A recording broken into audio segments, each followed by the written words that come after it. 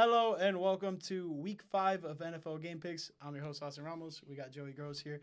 Unfortunately, no Chris Wright. He is out sick. And just like Chris is sick, Tyreek Hill's sick. Yeah.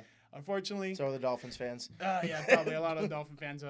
They're flying over. They added Tua into the banner now this week. Yes. Okay. Yes, so this week over the stadium they said new GM, new coach, and new quarterback. Oh, yeah. Lord. Yeah. So tough look for the Dolphin fans there. On top of that, Tyreek Hill, unfortunately, out for the year. Dislocated his knee, and then in that process, tore every little tendon in his knee and his left knee. One of the worst injuries I've ever seen in my entire life when it comes to wide receiver injuries. I know like that Nick Chubb injury, what was it, I think 2 years ago? Yeah, that was pretty tough. Nasty. There's just been a couple injuries where in the NFL specifically where you're like, oh my God, this guy's done. And not meaning like done for the season, like potentially done forever career-wise. We don't really know what's going to go down with this injury. It's going to affect him. Obviously, he's out for the season. Yeah. But now we don't really know what Tyreek Hill's going to look like long-term. And a lot of people are saying if the Dolphins were to blow it up, maybe trade Tyreek Hill. Now you kind of can't do that, which really sucks. And it sucks to see Tyreek Hill go down because he's one of my favorite players. But yeah, that was a gruesome injury, man. It just really sucked. I mean, dude, the leg is not supposed to bend that way. No. Full ankle, that thing. But in other news, the Miami Dolphins finally got their first win. Very happy about that, finally getting in the winning column. Yes, it was against a lowly Jets team, but formidable. Like, they're competitive, and it was a close game at some point. But the Dolphins had control the whole time, and that's pretty much what you wanted to come out of that matchup. Unfortunately, there was a sacrificial lamb. It had to be Tyreek Hill. So let's see who goes on the next Dolphins win. We got out of there unscathed for the most part. Yeah. What the hell was that, Tua? Come on. Man. What about you guys? Oh, man. Well, we didn't lose. Yeah. We didn't win either, which is, that's really unfortunate. We tied with the Dallas Cowboys, 40-40 tie, which is the second highest scoring tie in NFL history. That really sucked. Offensively, we looked pretty good. I liked what I saw out of Jordan Love. Josh Jacobs had probably his best game of the season running the ball. There's just a couple things with this team where, defensively, obviously, our house is built like a donut. We don't have any corners. Like we are a circular house. We have zero corners. Everybody's burnt toast on this offense or on this defense, excuse me. Carrington Valentine. Wow, bro. Wow. Didn't think it could get a lot worse than how it's been. I thought you'd kind of get better, and you're just not. Keyshawn Nixon, you're doing your thing, but you're still kind of an outlier there too. And Nate Ha, these corners are just terrible. And like, if the pass rush isn't getting home, which it really wasn't against the Dallas Cowboys, these corners are going to struggle, and that's exactly what happened. George Pickens had one of his best days in the NFL, obviously his best day as a Cowboy, but in the NFL, it's probably one of his best games of his career. And then offensively, Jordan Love did his thing. I like that he was tasked with having to drive downfield and, score and take a lead or tie the game in the fourth quarter. That was really nice to see. You can say what you want about the clock management overtime. Really questionable. Really, it was shit all around. I feel like a lot of people need to be blamed, but I feel like mostly Matt LaFleur is in there. But all in all, I like that they were aggressive at the end of the game and reluctantly kind of went for the tie, and they kind of were granted it because the clock should have ran out on them, really. And then they were lucky enough to kick a game-tying field goal to save themselves from losing that game. So I didn't think that it would be like that. I think a lot of people were expecting that the Dallas Cowboys were going to get murdered by the Green Bay Packers.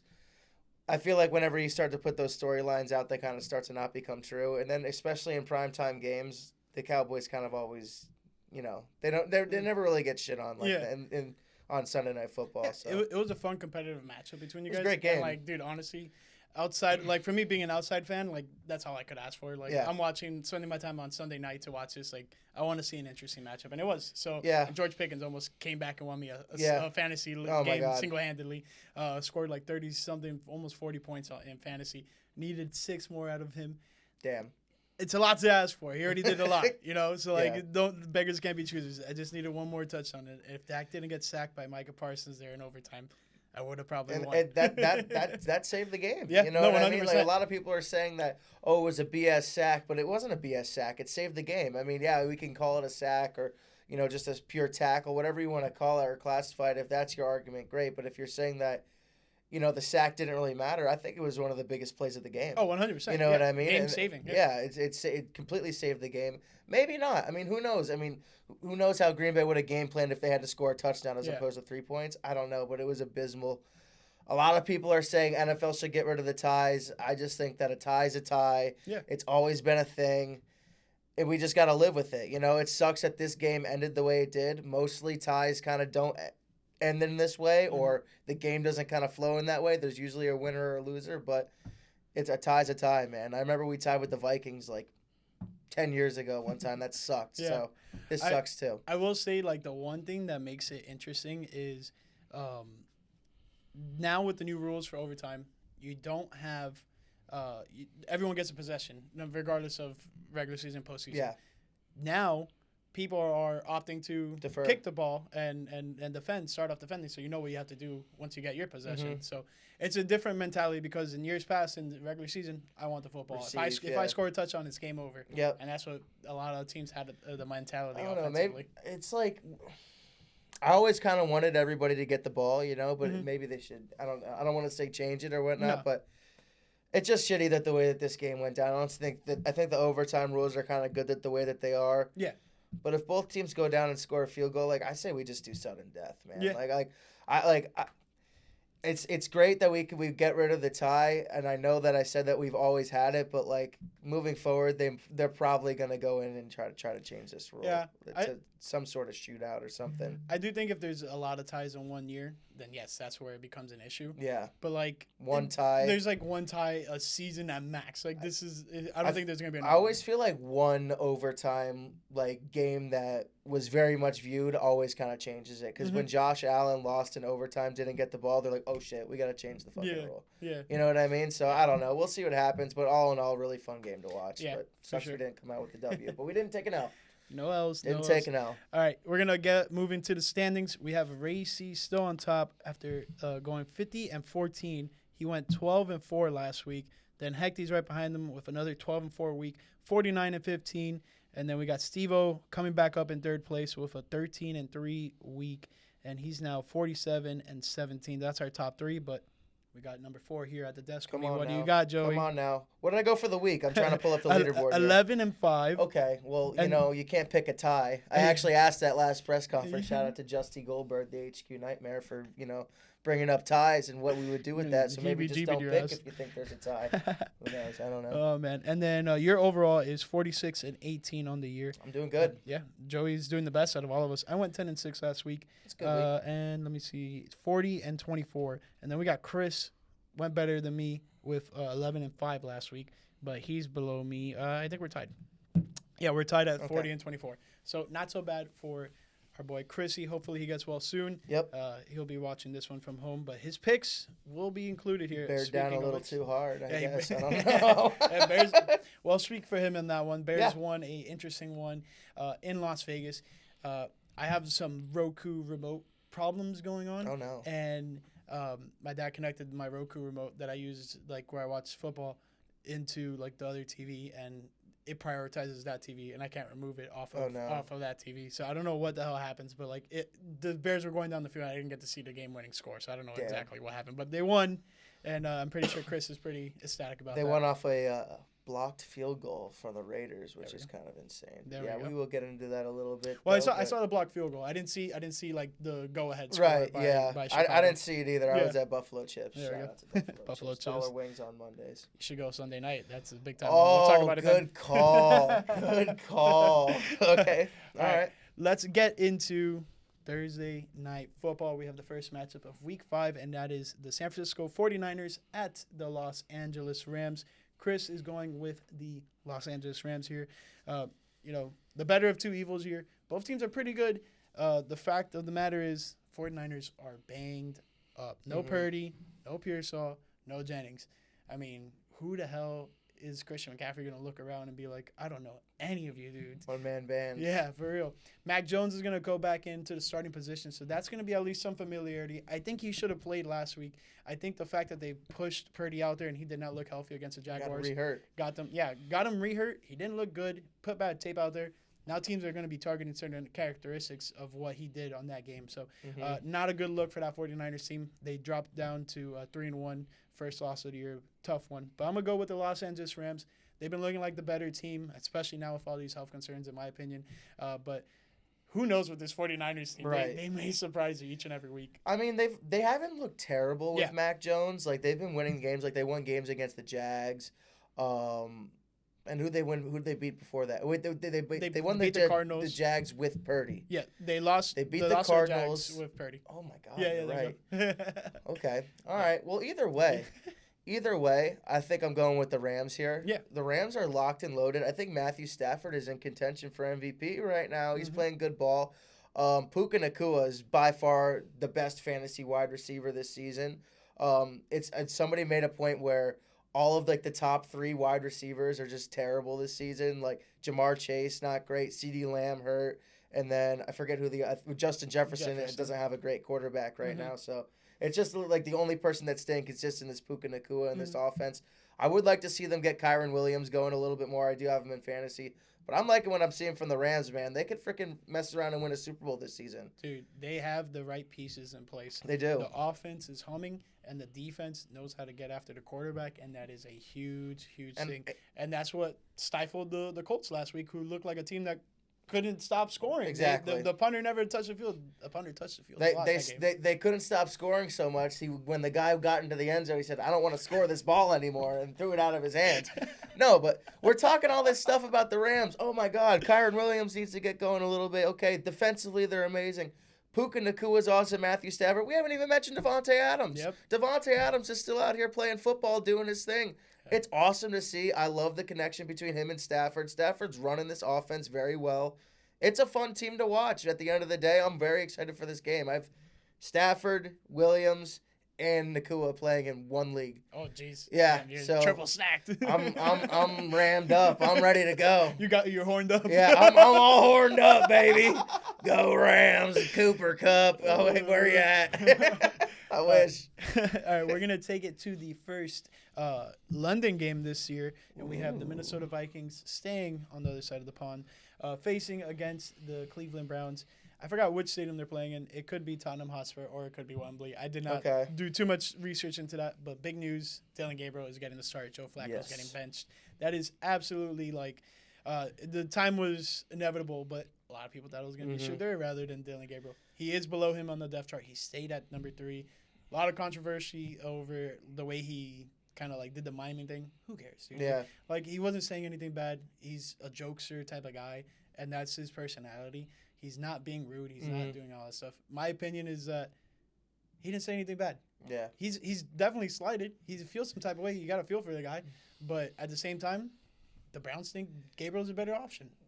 Eat shit. It is what it is. This is what Cleveland had to realize was going to happen when you took a guy like Shedeur Sanders. This is the reason why he wasn't taken as highly as he was. He had all the skills. He had everything that everybody was looking for. I mean, depending on how you feel about Shedeur Sanders, he had everything that they wanted. He had everything that everybody was looking for. He just kind of pissed a lot of people off is what the word on the street is, that his pre-draft interviews didn't go well, and he was a little disrespectful, and he thought he was the shit. It's kind of going on a little bit now, too. I don't think that there's anything bad with it. I think that he's sitting here like, I think I deserve the job, which anybody who's, in that position should do. But, I mean, like, all right, let him go play. Yeah. I mean, if he sucks, whatever. I mean, if he's great, then has to be traded. I mean, I don't know. Your story's not over yet. Exactly. I mean, I want to pick the Browns here because I really think that the Junkins is good, too. I think that they're going to be running the ball a lot. I like Gabriel. The defense obviously stifled the Packers 2 weeks ago, so I have a lot of respect for the Cleveland Browns. I don't know, man. These Vikings are just kind of they I don't know if they should have. I don't want to say they shouldn't have lost to the Steelers, but they definitely played very well, like in that last moment. I like what I'm seeing out of Wentz. He's game managing the team well. I think I'm gonna go with the Vikings here, man. I don't know. I just feel like it's a safer bet, especially with Dylan Gabriel making his first start. We did see Jackson Dart, win his first start last week. I don't know if we necessarily see a rookie get their first start win this week. Yeah. No, I got to agree with you. I'm going to go with the Vikings as well. Chris is also picking the Vikings. I just think in the sense of, I didn't expect Jackson Dart to win his start. I'm not really expecting Dylan Gabriel to. But if there was between the two, which one I thought would be in a better position to win their first start, it's probably Dylan Gabriel. Yeah, no just doubt. because the defense is there to surround him. But you can argue the same thing for the Giants. We'll talk about them when we get to that. But the fact of the matter is, like you said it, Quinshon Judkins looks good. They have a young, interesting wide receiver core that Joe Flacco struggled to improvise and extend some plays, and that was his downfall and why he's no longer the starting quarterback there. Dylan Gabriel might be able to extend plays and make things interesting. I'm still going with the Vikings, but I find that characteristic of Gabriel starting for them interesting, and see what happens down the line. If you have Judkins, I think they're going to be running the ball. Like, if you have him in fantasy, I think he's kind of a must-start this week. I don't know. I have him in some of my fantasy leagues, and I am starting him. You got to. I mean, Samson, I would assume get some. I think they're going to be using that running back room a lot on Sunday morning. So. Yeah, I found it a little questionable that they moved off of Chubb, but in hindsight, like they got some two dogs there. He had that nasty injury we talked about in the beginning. He Tyreek Hill his shit, or Tyreek Hill technically Nick Chubb his leg. Yeah. So whatever. I mean, you know what I mean? Like I get. You want to move on. You want to go to the younger guy. I think Quinshon Judkins might be the best rookie running back of this class. I mean, it's pretty interesting though. Travion Henderson, Scadaboo, and Judkins. I mean, say what you want. He might be supposed to be in jail right now, but I don't know. I think he's playing great ball. The boy can ball? The boy can ball. He can. All right, take us to this next game, Joe. All right, man. We got the Dallas Cowboys, who are just fresh off of a tie against the Green Bay Packers, playing against the New York Jets, who are fresh off a loss to the Miami Dolphins.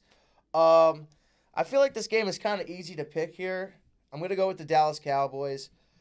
New York Jets haven't given anybody any reason to pick them or any reason to cheer for them in any sort of way. Even Jets fans have kind of given up hope.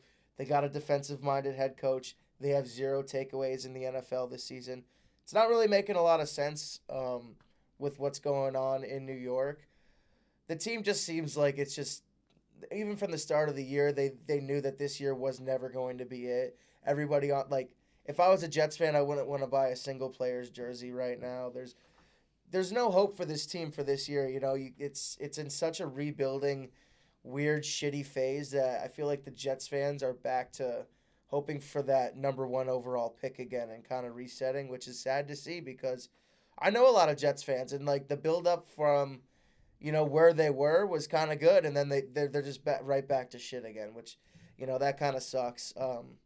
But the Dallas Cowboys, I mean, if to say something good about them, offensively they looked really great against the Green Bay Packers. Dak Prescott has the most passing yards in the NFL, which is crazy. Defensively, they're just kind of wishy-washy, but I think they get a W against the Jets. Yeah, I can't argue with that. Chris is also going with the Cowboys there. Yeah, I'm going with the Cowboys. I just think, from what I've seen from both teams, they've been both competitive in most of their matchups. So, it's hard to be like, well, this team hasn't won yet. Well, the Cowboys actually showed some type of pulse in life. They were giving it to you guys. Every time you guys took the lead, we're going to go down and take the lead back, This type of stuff. The Jets never they trailed the entire game. There was never a chance for them. They lost out Braylon Allen. He tore his ACL on a kickoff return, so that's a big loss for the Jets there. I'm going with the Cowboys, and I'm going to keep us pushing here. We have the Denver Broncos at the Philadelphia Eagles, and this is an interesting matchup. We have the undefeated Eagles, which I think me and you both picked the Buccaneers last week. No, I think I picked the Birds. I lone wolfed it. Yeah, you lone wolfed the Birds. So how do you feel about getting that one right over me and Chris? Like I said, man, the Eagles just find a way to win, and that's exactly what they did against the Buccaneers. I mean, Baker throwing that interception on first down in the end zone. Okay, that's pretty much a game sealer right there. But offensively, what does A.J. Brown have 11 catches this year? Yeah. Throughout the entire season. It's just a little bit weird over there. Offensively, I think they're not as explosive as they were or have been in the past couple seasons. I feel like they rely on the tush push. When you overcommit to the tush push, they're going to run it outside with Barkley. They have a weird little game that just somehow works. It's not entertaining. It's not sexy to the eye. They're not doing Dan Campbell or Ben Johnson esque plays where they're faking a falling on the ground and then throwing it to the running back and having the running back throw back to the quarterback and then the quarterback have it throw downfield. They're just running the ball, just running the damn ball and winning the damn game. So I can't give enough respect to the Birds. I think I'm going to ride with them again in this game too. The Broncos, I've said it all the time, they're a boring team to watch. Didn't really care about the game against the Bengals. They dog-walked them, yeah, but still not as I liked what I saw from Cortland Sutton, but overall you got to go with the defending champs here. Yeah, last week I went against the Eagles, and I kind of want to this week, but I'm gonna stay riding with the Eagles. Yeah. The experiment was there, and I really thought the Buccaneers were gonna be able to pull the comeback. Fortunately, they didn't, but they got pretty close. The Eagles are a weird team, man, because now when they were dominating the Bucs relatively early, and then they let their foot off the gas, or they just got choked up. One of the two. Either way, is the fact of the matter is it was a close game when it came down to it. And the Bucs almost pulled off the comeback. So it leaves some room for doubt for me, but I still like what I'm seeing from this Eagles team. Like you said, they just find ways to win, and that's all these football teams want to do. To win football games, and the Eagles are doing it. So, kick rocks if you exactly. If you don't like it, they're four.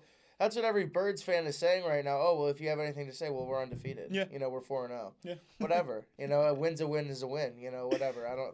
I listen, if my team was 4-0, I'd be saying the same thing. But I digress. I'll keep it pushing to another bird.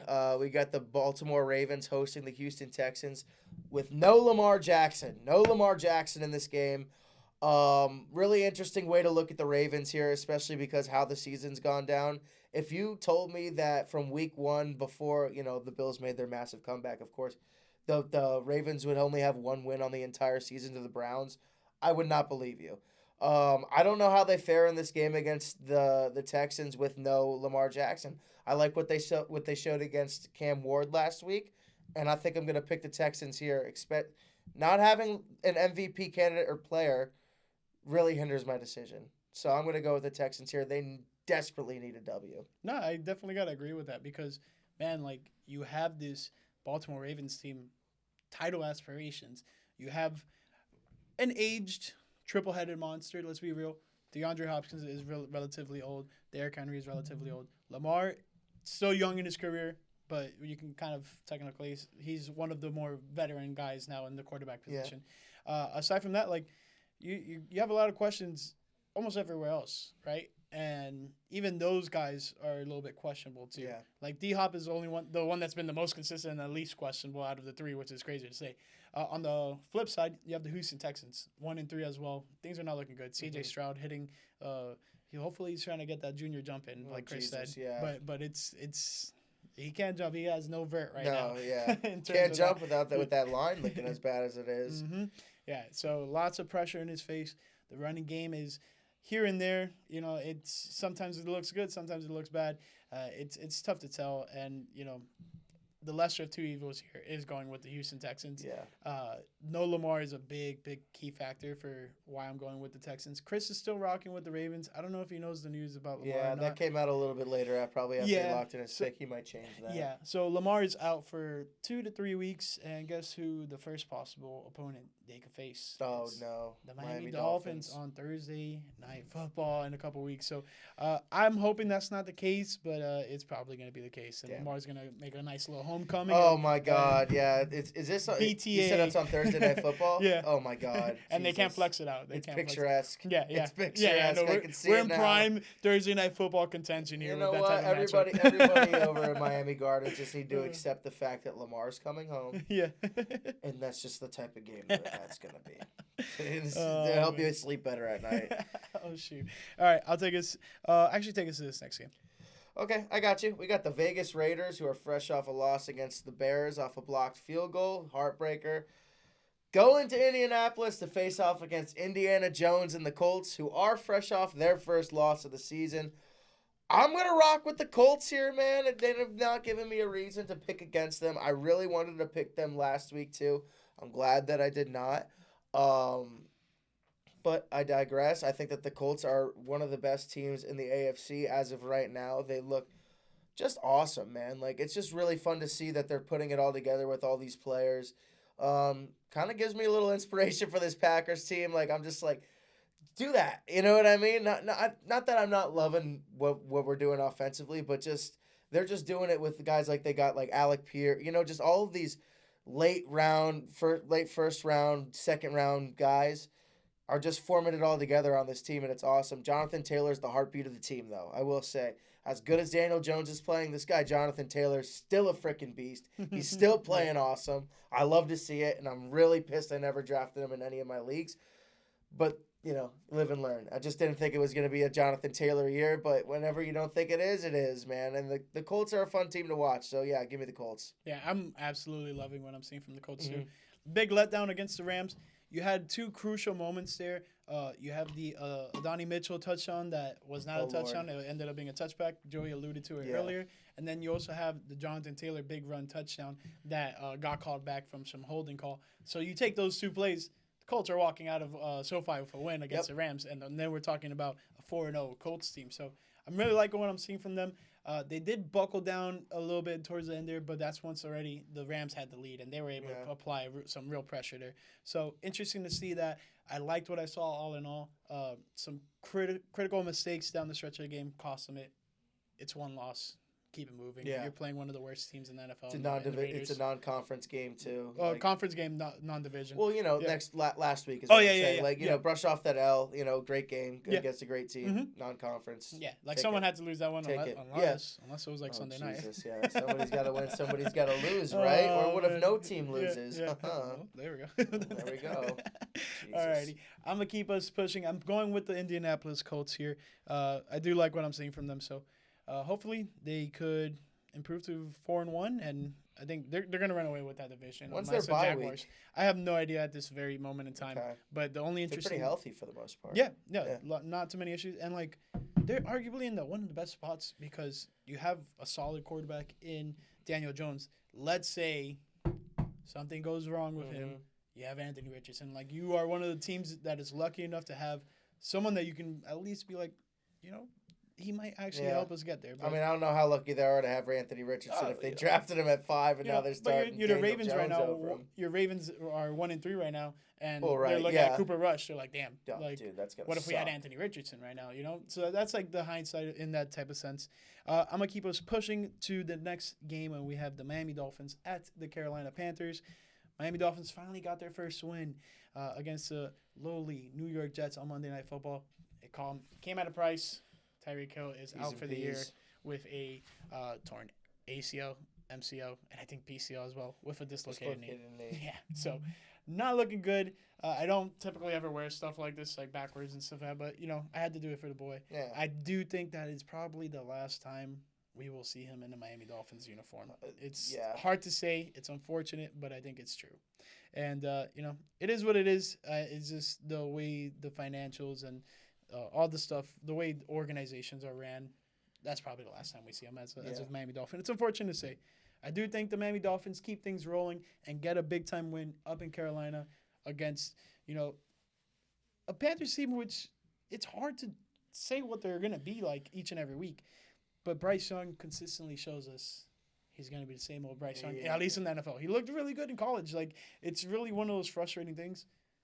But he's too small for the NFL. He don't got it. What it is. He don't got it. He can't be a quarterback. No. It is what it is. Yeah, he's done. I saw a play from Bryce Young where he just looked like he didn't want to be there anymore. I don't want to play anymore. I'm ready to go home. And it's just sad to see. Panthers fans, I feel like they're at a point where they just know that their team is abysmal and the fan base kind of isn't even there. Mm-hmm. So that's kind of sad to see. I think the Dolphins walk in there, get a statement W without Tyreek, play for their brother. Really sucks what happened to Tyreek. Like I said, he's one of the more fun players to watch in the NFL, so really sad to see what goes down there. And for the rest of his career, he probably will linger into next season, and for the rest of his career, who knows how fast he'll run after this. Who knows? If anybody's going to defy it might be Tyreek, though. Might come back stronger and faster. Exactly. You never know. I don't want to say that. I'm not a doctor. I ain't no doctor. I ain't got no PhD. But, it would be nice to see Tyreek Hill come back. And, it probably isn't going to be with the Dolphins. It might be on a different squad. We'll see what happens. Yeah. The fact of the matter is like, all right, are we gonna cut him or are they gonna trade him of some sort? I don't think a trade is possible. I mean, they could. I don't know if you could trade an injured player or a player that's on the pup list or anything, but No. in the offseason, they're probably trying yeah, to exactly. look to So- move him somewhere. More than likely. Yeah. Speaking of trading players, like, what if the Panthers trade away Bryce Young to somewhere that is he gonna be like the Baker Mayfield type of route that Okay. okay, Baker Mayfield was good in Cleveland. This exclude that. It's just like moves on from this team. Well, I mean, obviously Bryce Young isn't just gonna. This isn't just gonna be it for him. Even Yeah. if it doesn't work out with the Panthers, he's gonna end up on another roster somewhere. Like you said with Baker, I mean, we could say the same thing with Aaron Rodgers and the Jets. Like, there's just some franchises that don't know how to develop QBs. Mhm. They don't know what to do. Everybody that plays in that uniform just is instantly terrible, and once they leave, they're like, "Holy shit, this guy might be good." You know what I mean? So, I think that the Panthers are just one of those teams. Cam Newton was really good for them for a really long time, and then after that, it's just been nothing but a crapshoot. So, we'll see. We could chalk it up to ownership or coaching or wherever the hell we want to chalk it up to. But I think just overall, that team is just kind of abysmal and just, kind of down the tubes and don't really have a bright future. I'll keep us pushing to a team that does have a bright future, though, and that's the New York Giants. They're playing against the Saints in New Orleans this week. I'm really excited what I'm seeing with the Giants. They're a fun team to watch. Dart's cool. Scatterboo's cool. The defense is kind of cool. Like, I really enjoy watching that pass rush. They're not, obviously the best team in the league, but they're a fun, bad team to watch. As weird as that sounds, they upset the Chargers last week. I think they get a W here. Again, with Jackson Dart as a starting quarterback. Gives them a lot of momentum. I don't have a lot of good things to say about the Saints. Just the Giants are just kind of a really cool, fun team to watch right now. So I'm going to rock with them. Yeah, I don't blame you. I mean, I tuned in at some points in this game. I'm like, dang, the Giants are leading here. And then they forced either a turnover or some type of they got the ball back defensively somehow, and they went in and scored and got a 2-possession lead. I'm like, oh, they run that ball this too, is looking man. good for them. They run it a lot. So they know what to do, at least right now with a young core between him, Scatterboo. But the big question is Neighbors out for the year with a torn ACL. Tough loss. And it was funny because some of the shows that we produce and work on at work is some of them are fantasy related, and they're like neighbors, and then boom, gets taken out of the game relatively early. Unfortunate for him. I really would have liked to see Dart's development with Neighbors. I think that would have been such a cool growth path between the two of them. But, he's still on his second year, so hopefully when he comes back in next year, he'll be pretty good. The Dart would be developed, and it will be pretty interesting to watch. Yeah. I'm going to go with the Giants. I'm liking what I'm seeing from them more than I am from the Saints. Saints made it a little interesting against the Bills, but then Josh Allen kind of, I guess, took some smelling salts or something. Yeah. They showed some fight, but then it kind of got out of hand. Yeah, it wasn't too fun. All right, we're going to keep it moving to one of the more interesting matchups this week, and we have the Tampa Bay Buccaneers at the Seattle Seahawks. And if you're a fan of NFL, merch and jerseys and throwbacks type of stuff, this is cool. This is your matchup. Yeah. Because both teams are wearing their throwbacks. Buccaneers are wearing their all-white creamsicle throwbacks, and the Seattle Seahawks are wearing their throwback blue jerseys. Absolutely sick matchup in terms on the site. We already see here Chris has got the Tampa Bay Buccaneers. They're the Bucko Bruce. Yeah, a little Bucko Bruce in the action there. This is a tough matchup to pick, man. You have 2 3-1 teams who have looked good almost each and every step of the way. Yes, they both have losses, but they're very valid losses. Tampa Bay just lost to the defending champions. And then Seattle, I forgot who they lost to. Did they lose to the Rams? Yes. Yeah. Yeah. So. Yeah, it was week 1. Mm-hmm. Rams are a great team. We couldn't say no, they lost to the 49ers. My apologies. Oh, well. Even then, healthy 49ers. Yeah, week 1 yeah. 49ers. Yeah. So, I mean, it's tough. I'm liking what I'm seeing from both teams. They both have characteristics about them that could counteract the other. So, when it comes down to it, it's pretty much a coin flip in my head, right? Yeah. But I'm going to go to the guy I like the most on either team, and that is Baker Mayfield. So, give me the Tampa Bay Buccaneers. Baker's my guy. Always been my guy. Always been a Baker Mayfield guy. I love me some Baker Mayfield. That sounds like JBL. Like sounds like something JBL would say. Michael Cole, I just love me some Baker Mayfield, man. The way he plays football is awesome. Like I said, Baker Mayfield is probably up there for me as one of the most entertaining players in the league right now. Game-winning drives are incredible. Unfortunately, could not get it done last week. Had a game-ending choke. So, he's showing a little bit of the comparisons to Brett Favre that he was showing that everybody was kind of saying early in his career. But I digress. I like this Tampa Bay team a lot, and I'm rocking with them here, even though I think that the Seattle team has a great defense. I think that it's very underrated. Offensively, they got it done against Arizona. I think that Arizona left a little too much time on the clock. They were going hurry up when they shouldn't even have. They should have just let the clock kind of move. They handled that really poorly. I would know about that a little bit late in the game. But yeah, I'm going with the Buccaneers here, and it's nice to see Chris Godwin back on the field. Yep, that should be interesting. Well, take us to this next game since you're speaking about them. Sweet, yeah, why not? We got the Titans going to Arizona to play against the Cardinals, who are fresh off an L. Kyler Murray looked really pissed off after that loss. Like, he's just like, this can't keep happening. And I feel like a lot of Arizona Cardinals fans, not that I know any, have to be feeling that way. You can't just... At what point did they go wrong? You know what I'm saying? Like, what point did it just turn to shit again? I will say it's the injury in the running back room. You have James Conner going down for the season. Now you add Trey Benson to that mix. I know it wasn't prevalent during that matchup because you're already down James Conner, so you're just trying to see what happens on a short week, right? But aside from that, like, it's hard to tell, man. Like, the receivers weren't catching balls. They stopped running on some routes, and like it was just like Harrison. Yeah, I mean, but like the whole unit, like literally, all like there was one time they showed like a 5-shot of all the guys, and like literally all of them stopped like running their routes, and they're looking back, and they're like seeing Kyler running for his life, and they're like, "What do we do?" It's like, bro, do something, move, like exactly. Get open for him, like make it worth his while to throw you the football, and they didn't do that. But that's like the upsetting thing with this Cardinals team. Do they beat down on this lowly Titans team? Their ass. Yeah, that's what Cam Ward says. I'm gonna go with the foul. Jesus Christ, it has my head in a circle. Cardinals. Give me the Cardinals. I'm gonna go with the Cardinals as well. They didn't play terrible against the Seattle Seahawks. Like I said, I think they just managed the clock very poorly. Titans, yeah, Cam Ward put it pretty well. They just ass. They are. They're a team kind of like the Jets right now, but they have a little bit more hope because of Cam Ward. Outside of Cam Ward, it's just kind of like, who the hell is even on this team? Yeah. You know what I mean? Really tough to see, especially for a number 1 overall pick who, like Chris always usually says, never gets talked about enough. I completely agree with that. He should be talked about a lot more. There's nobody around him to compliment him, you know? It's going to be a slow burn for the Titans and Cam Ward for a while, and I just think that they might have back-to-back years with number 1 overall picks before it's all said and done. So we'll see what happens. That'll be interesting if that's the case. I hope it's not in terms of just like the success for Cam Ward down the line. But, it's number 1 picks. They always go to arguably the worst situations in all of football. Yeah.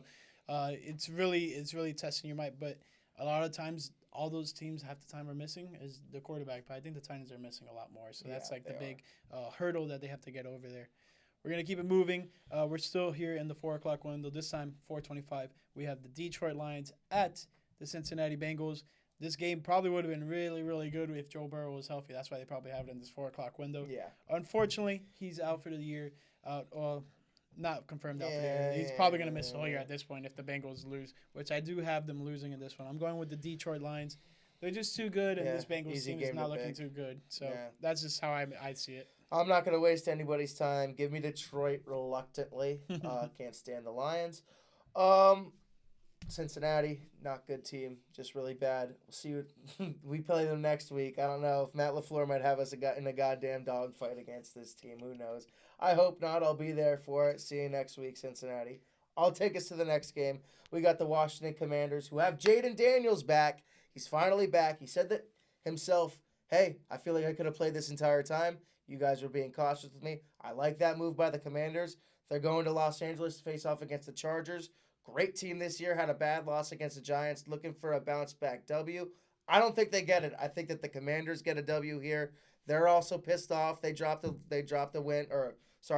loss with, their starting quarterback out. Jaden Daniels is back. He's going to play with a vengeance, and I think they're going to look awesome again. Give me the Commanders here. Dude, this one's a really tough one to pick. Yes, you have the return of Jaden Daniels, but then you also factor in the fact that the Chargers lost the way they did against the Giants. Yeah. It's like, man, like this is might be a vengeful game for this Chargers team. But I don't know. I think the true layers of this Chargers team may be unfolding. Not too much to say, oh, they're a bad team. Like they have miscues and they have certain characteristics about them that if they face the wrong team, it will start to unravel. And I think that's what happened last week against the Giants defensively. Like on the defensive side of the ball, they got shellacked. Well, one of the biggest things that's going to happen for the Chargers season happened last week against the Giants. They lost Joe Alt. Terrible loss for them. I mean, that O-line is everything. I mean, speaking from right now, the Packers have 3 starting O-linemen out. It's fucking awful. It's really hard to watch. Penalties galore. I mean, Joe Alt is just one of those offensive linemen who the production cannot be replaced. There's just certain guys that are brick walls out there that you just literally can't. You can't replicate that, what he does for your offense, especially at the left tackle position, which is, obviously some consider it the most important position in football. I think so as well. That's really tough. I think they did lose another offensive lineman too. Yeah, Slater. That's the other tackle. So they lost 2 of their tackles. This is bad. Bad news for Justin Herbert. Will we see some sort of regression with his game? I know he has a lot of MVP hopefuls right now, and he's playing really good ball. The Chargers fans are excited.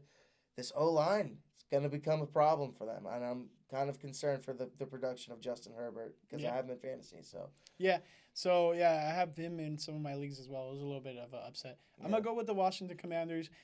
You swayed me because this was a coin flip type of game for me. But it was definitely leaning towards Commanders, and you just punctuated it with I got you. Just all these injuries that are happening to the Chargers. It's a little upsetting.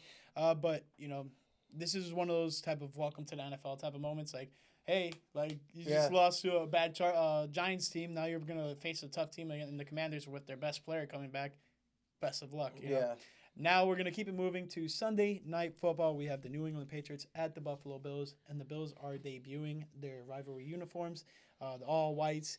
I know you're not a fan of some of these rivalry uniforms, but it's always cool to mention them and just see the branding of it. I like the Dolphins ones last week, but these Bills ones are just kind of they look like the Lions to me. I don't like when teams look like other teams, and it just they look too much like the Lions to me with the silver and all that. But anyway.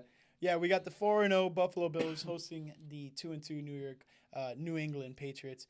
And NBC Peacock, that whole unit there, they're running a commercial, and it's like, I'm the man type of song, and it's like Josh Allen, throat fest of freaking his highlights, right? And then it's like, to be the man, you got to beat the man. And it's like Drake May after. And I'm just like, oh, this is so cringy. Like, why did they have to go about it in that sense? And this is not even me just being like a Dolphins fan. It's just I was just like, I can understand the Josh Allen part. And then it's just like, I didn't like the way it went. And it was just like, I was watching something on Peacock and it was just like constantly playing on the commercial breaks because I didn't have the premium plan. I'm just like, dude, what I don't want to continuously see this. For you to bring that commercial up, okay.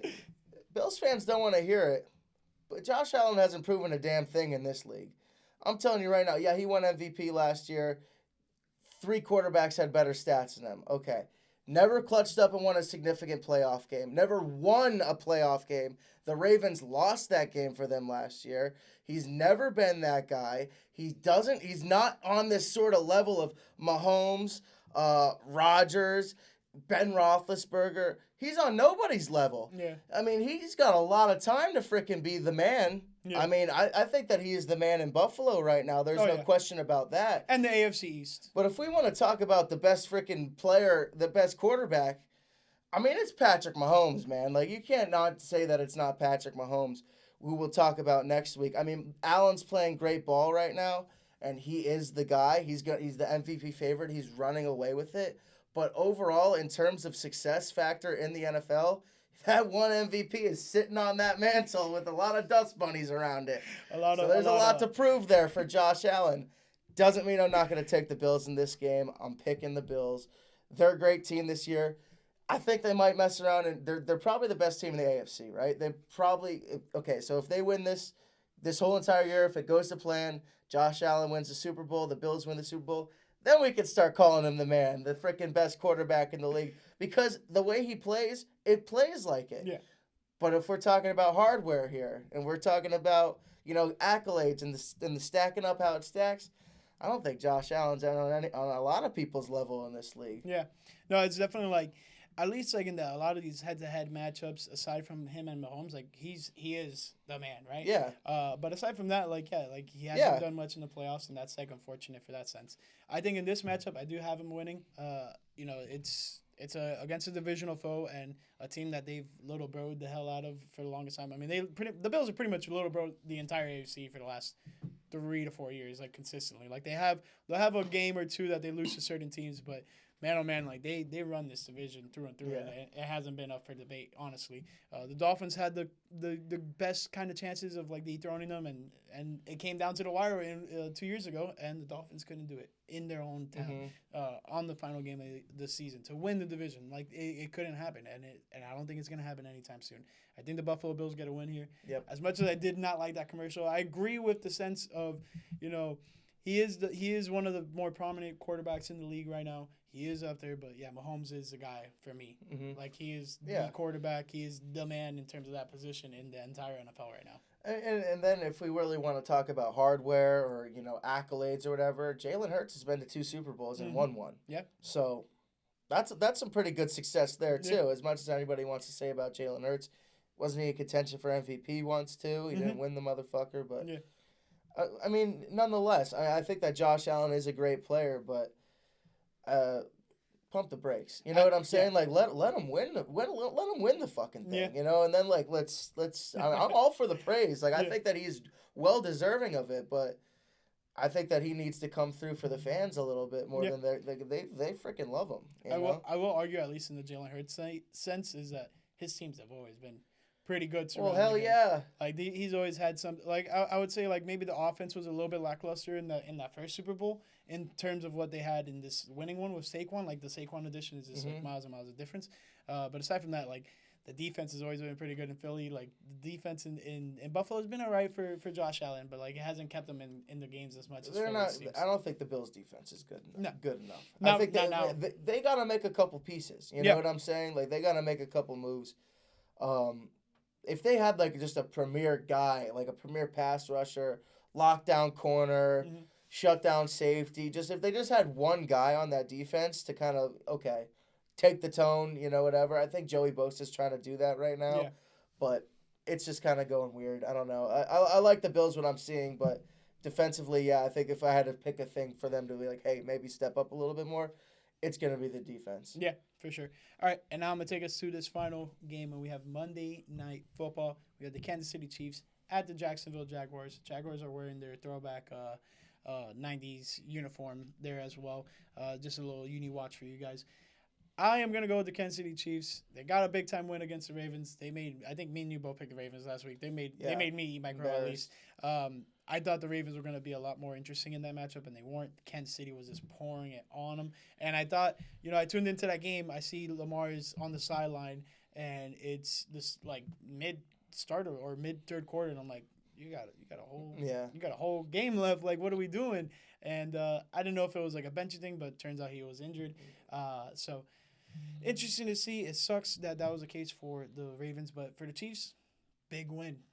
Back to 500, you don't fall into that 1-3 hole, which now no one's really ever come out of. So they were able to win that one big time, and I think they keep it rolling. But this Jaguars team, their defense specifically, is going to be a tough test for Mahomes. But they just went out and put a lot of tape offensively, so they're giving the Jaguars a lot to work with. Jags are a good team, man. Like I as of right now, they're a good team. I think that they have a lot to prove to us as far as calling them one of the better teams in the AFC.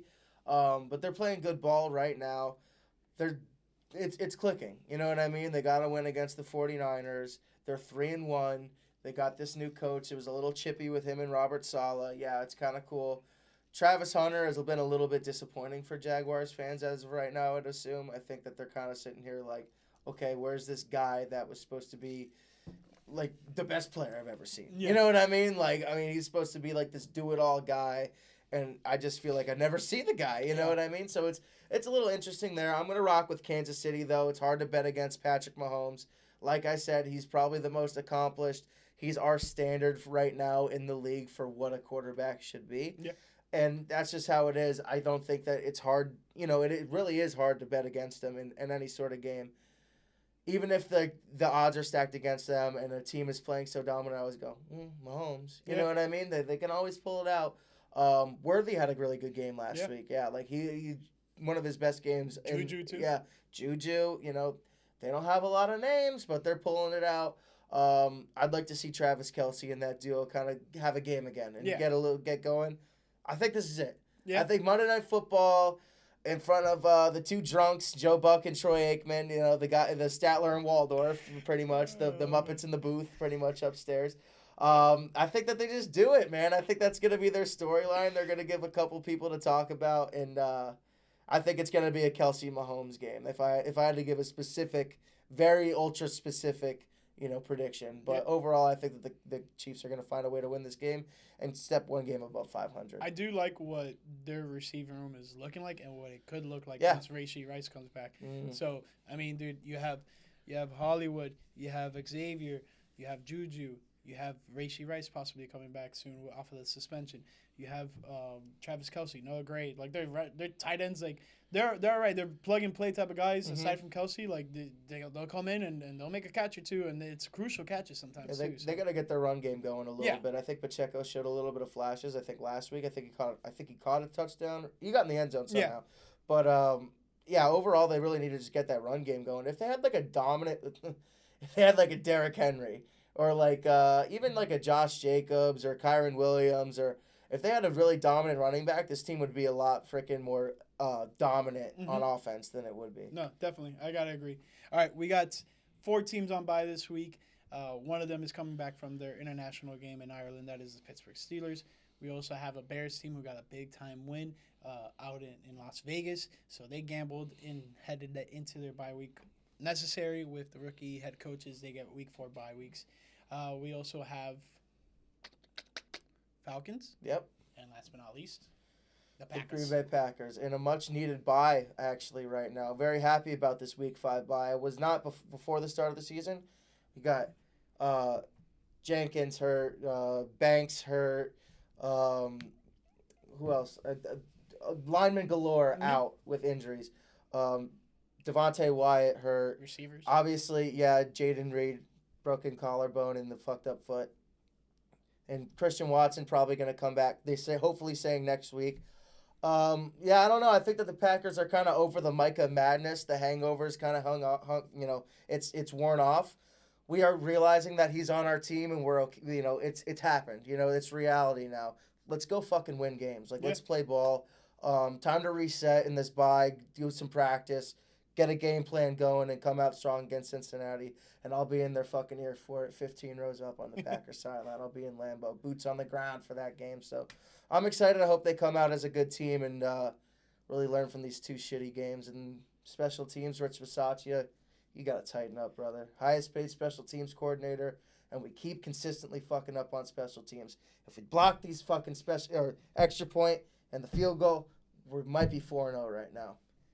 We're 2-1-1, and it feels like fucking 2-2. Something's got to change. Hopefully this bye week helps it. That's tough, man. Like, the fact that it was a tie and early on in the game, you guys go down the field, score. You get 6 on the board. Go for a simple, field goal kick. Routine bang. play. Yeah. Freaking comes back 2 points in favor of Dallas. Ends up in a tie. I know. Like down the stretch of the game, you do certain characteristics to point manage, right? But at the end of the day, those 2 points helped Dallas stay in that game. That's a play that just has to be made. And then the Browns game, we can chalk it up to if they make the fucking field goal. Well, they should have came out and just fucking kicked their ass the entire game. Mm-hmm. They should have just played that game entirely differently. Mm-hmm. Overall, I feel like we're gonna want the Cleveland game back more than the fucking Dallas game. Oh yeah. Didn't end in an L, like I said, but it sure as hell feels like it. Yeah. And hopefully everybody in that room feels like that too, and they're going to come out. Like, they have a pretty pretty favorable schedule coming out after the bye. I think they got Bengals, Arizona, Steelers, Panthers, and then we play. Then it starts to get difficult when we play the Eagles on Monday Night Football. There we go. So, yeah, I do think the timing of the bye is pretty great. 2-1-1 heading into that bye. On top of that, you're saying like the Michael Parsons hangover is kind of happening, and like that's like the one thing that's like when the Bears traded for Khalil Mack, instant impact, almost damn near won that game until Aaron Rodgers shot up his knee with all the drugs impossible he could, right? So like Khalil Mack almost influenced that game heavily to win against the Packers on that opening night. That was a magical viewing. Michael Parsons hasn't had that effect with the Packers yet. I don't think he's gonna have the out-of-world, out-of-body type of experience, type of game, right? But yeah.